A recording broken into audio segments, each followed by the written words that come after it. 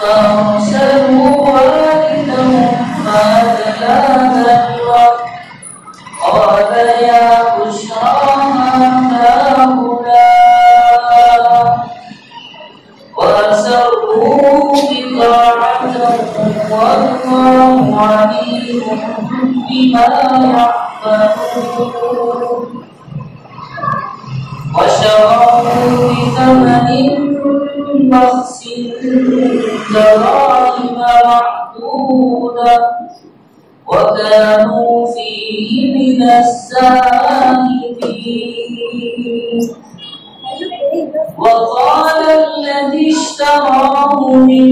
مصر لامرأته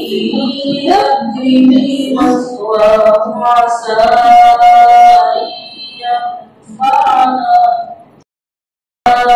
أن ينفعنا أو نتخذه ولدا وكذلك مكنا ليوسف في الأرض ولنعلمه من